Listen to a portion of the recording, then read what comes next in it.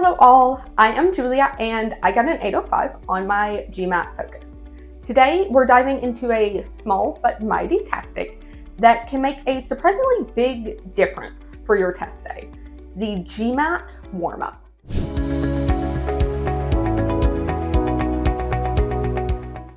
Imagine you're getting ready for a race or a sport. You probably wouldn't just jump off the couch and start sprinting or tackling people or whatever. You'd stretch, jog, get your muscles moving. In other words, you'd prepare yourself physically for the physical event. The same concept applies to your brain on test day.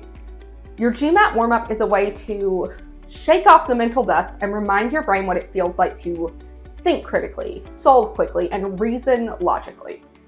If your first few official GMAT questions are acting as your warm-up, you risk underperforming on those early ones. While it's a myth that the first 10 questions are the most important for your score, it's 100% true that there are a finite amount of questions available and every single one counts. So, what makes for a good warm-up? There are a few things to consider when selecting material. Stick to content you've already mastered. This is not the time to teach yourself anything new or panic over questions you don't know how to solve. Remember that you are trying to build up your test confidence. Here is some advice on how to select questions. You want a good mix. I recommend 3 to 5 questions per section, just to activate all the right neural pathways. Think a mix of quant topics, so you could do a work problem, percent, inequality, and a unit conversion, or whatever your favorite 4 or 5 quant topics are. For CR, you want to do a couple of different questions and then throw in a reading comp passage with 3 associated questions.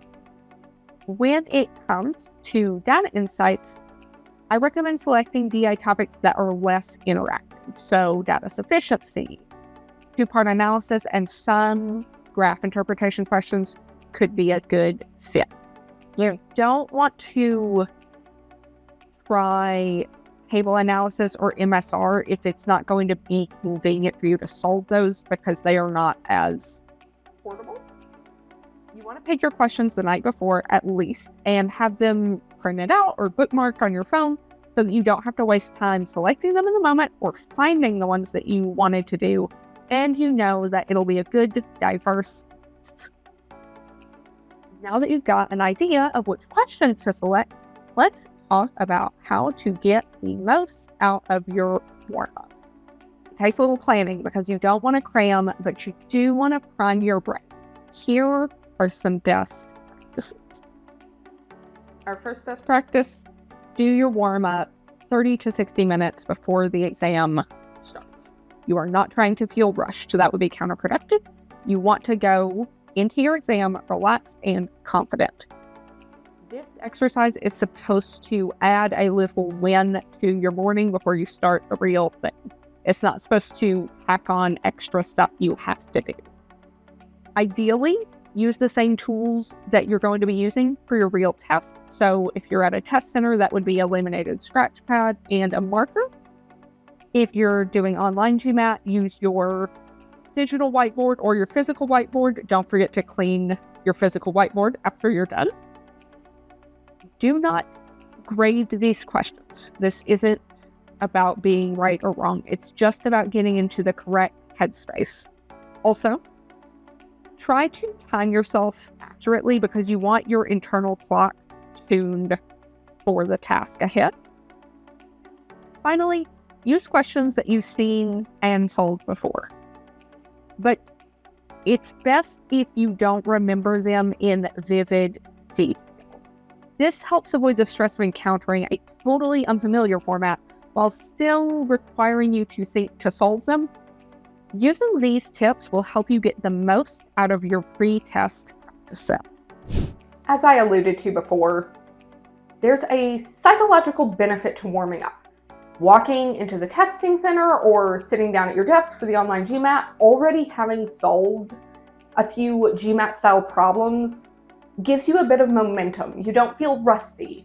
You don't feel surprised. You feel ready to do what you need to do. Also, if you're like me and you sometimes blank out on the first question of a set, you've already got that out of the way by the time the real questions come along. It's a small confidence boost, but test day is all about stacking those good feelings and making the most of it.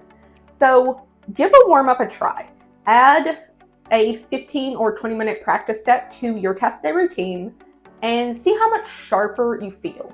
You can even practice this with your mocks to assess the benefits before you get to the final day. And remember, it's not just about the knowledge that you bring to the GMAT. It's about how well you can access that knowledge when you need it.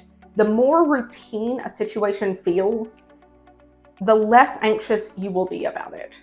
Good luck out there, and let me know how your warm-up goes. Until next time.